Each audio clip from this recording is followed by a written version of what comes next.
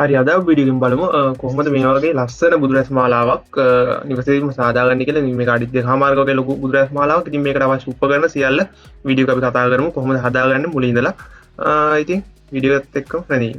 ඉතින් මුලින්ම අපිට ඕනේ මේ වගේ ක්ලැඩින් බෝඩ්, ඒ වගේම ලයිට්ස්, ඒ වගේම මේක තමයි අපිට අවශ්‍ය වෙන ලයිට් එක. මේක WS2812 කියන water non waterproof බල්බ් එක. ඉතින් මේක ලයිට් ස්ට්‍රිප් එකක් එන්නේ. ස්ට්‍රිප් එකේ ලයිට් 300ක් වගේ තියෙනවා. ඒ වගේ මේක තමයි අපේ මොඩියුල් එක, ප්‍රෝග්‍රෑමබල් මොඩියුල් එක. ඉතින් මේක ප්‍රෝග්‍රෑම් කරලා තියෙන්නේ විනාඩි 35ක් 40ක් වගේ ප්‍රෝග්‍රෑම් එක දුවනවා. ඉතින් මේක තමයි පවර් සප්ලයි එක මේකට අවශ්‍යයි. ඉතින් මේකේ ලයිට් 500ක් වගේ රන් වෙන නිසා මේකට පවර් සප්ලයි මම අන්තිම 20 වුණා 20ක් අවශ්‍ය නැහැ. මේක ඇම්පියර්ස් 10න් දුවන්න පුළුවන්. ඒ වගේ මේක තමයි වයස් අපිට මේක වයර් කරගන්න අවශ්‍ය සර්කිට් වයර්ස්. ඉතින් මේ ටික තමයි අපිට අවශ්‍ය වෙන්නේ. මුලින්ම අපි ක්ලැඩින් බෝඩ් එකේ අපිට අවශ්‍ය ප්‍රමාණයට අඩි 2කමාරට හදාගෙන අපි මේක බෙදා ගන්න ඕනේ. මොකද මම ලයිට් 16 බල්බ් 16 පටි 31ක් තමයි මේකට ප්‍රෝග්‍රෑම් එක හදලා තියෙන්නේ. ඉතින් මේ විදිහට අපි මේක පටි 31ම අලවන්න විදියට ලස්සනට බෙදා ගන්න ඕනේ. මේ විදිහට යටින් ඉඳ තියලා ඔයාලට පේනවා. ඉතින් මේ විදිහට අපිට බෙදා ගන්න පුළුවන්. ඉතින් මේ ඊට පස්සේ අපිට තියෙන්නේ මේ ලයිට් ස්ට්‍රිප් එක අපිට කපා ගන්න ඕනේ ලයිට් 16 කැලි 31ක් වෙන්න. ඉතින් මම කිව්වා කලින් එක රෝල් එක ලයිට් 300ක් වගේ එනවා. ඉතින් අපි මේ විදිහට ලයිට් ටික මෙතන වලට පේනවා මේ කට් වලින් කපාන්න පුළුවන්. හැම ලයිට් එකකින් එකටම ලයිට් එකකට මේ වගේ කපා ගන්න පුළුවන්. මේ වගේ පටි 31ක් අවශ්‍යයි. මේ වගේ අපිට මැනලා 16 පටි 31ක් මේ විදිහට කපා ගත්තම හරියි.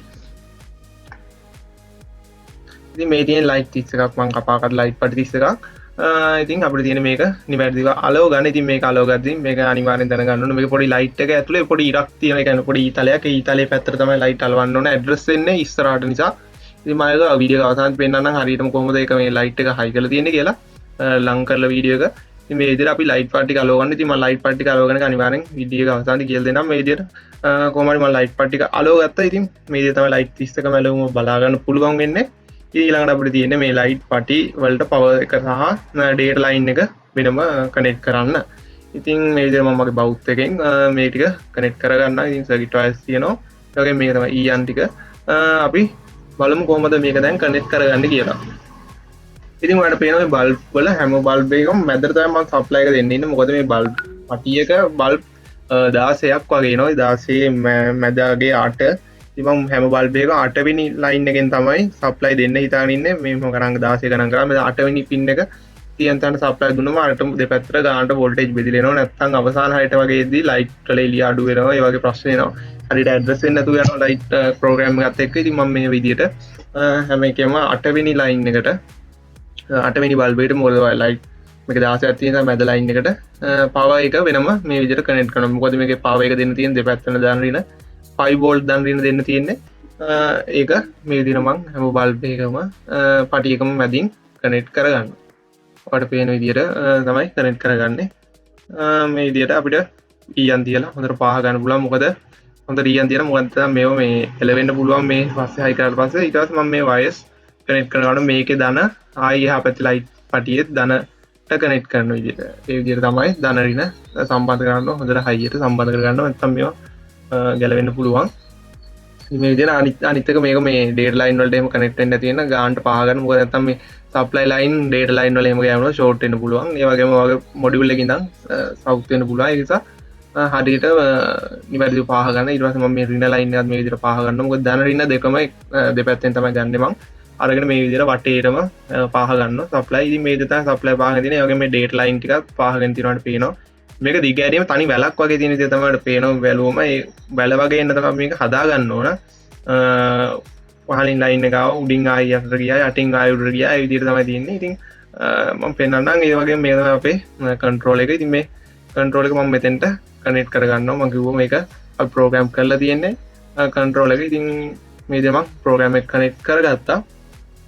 ඉතින් මෙතනින්ම සප්ලයි යනවා ප්‍රෝග්‍රෑම් එකට. මොකද ප්‍රෝග්‍රෑම් මොඩියුල් එකට මොකද එතනින් ධන රින සප්ලයි එතෙන්ට යන නිසා.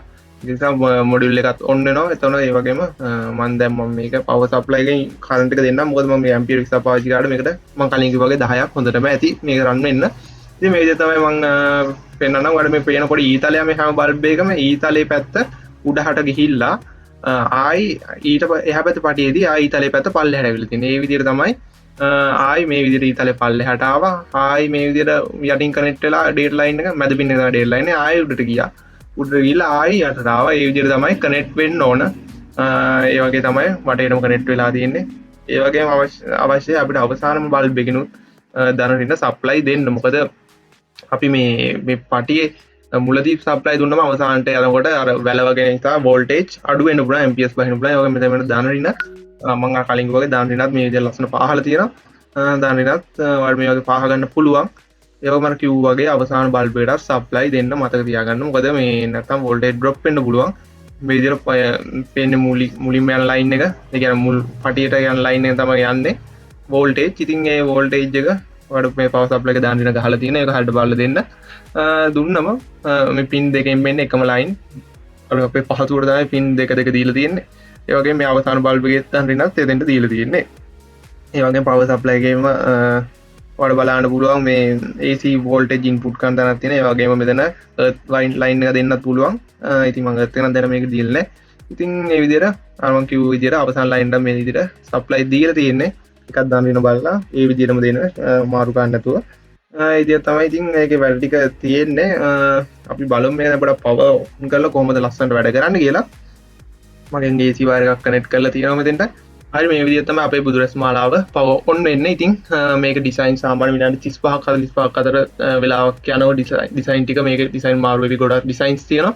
ඉතින් මේ මොඩියුල් එක ප්‍රෝග්‍රෑම් කරලා තියෙන්නේ. ඉතින් මේක මොඩියුල් ප්‍රෝග්‍රෑම් කරන විදිහත් මම ඉදිරියට වීඩියෝ එකක් ගේන්නම්. බලාපොරොත්තු වෙන ඉදිරියට වීඩියෝ එකක් ගේන්න. ඉතින් ඒ පිළිබඳව ඉතින් ඒ වගේම මේ ප්‍රෝග්‍රෑමබල් මොඩියුල්, ඒ වගේම ක්ලැඩින් බෝඩ්, ඒ වගේම මේ LED ස්ට්‍රිප්, ඒ කියන්නේ පික්සල් ස්ට්‍රිප්, ඒ වගේ පවර් සප්ලයිස් යන සියල්ලම අපෙන් මිලදී ගන්න පුළුවන්. ඔය වගේ නිවසම ගෙන්න ගන්නත් පුළුවන්. ඒ වගේම මේ වගේ හදපු බුදුරස් මාලාවට අවශ්‍ය ප්‍රමාණයට අපි හරහා සම්බන්ධ කරගෙන අපි මේ යන WhatsApp නම්බර් එකට මැසේජ් එකක් දාලා අපිව සම්බන්ධ කරගෙන කරගන්න පුළුවන්. නිවසටම ගෙන්න ගන්නත් පුළුවන් කැෂ් ඔන් ඩෙලිවර් ක්‍රමයට.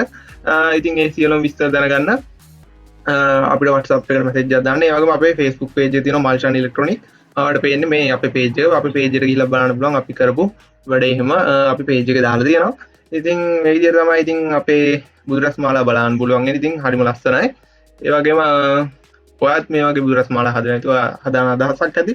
ඉතින් ඔයාලගේ අදහස් පල්ලෙන් කමෙන්ට් කරන්න. ඉතින් අපේ channel එක තාමත් ඔයා subscribe කරලා නැත්නම් පල්ලෙහා තියෙන subscribe button එක click කරලා channel එක subscribe කරන්න. තවත් අලුත් මේ වගේ interesting video ඔයාගේ ඉදිරියට බලන්න.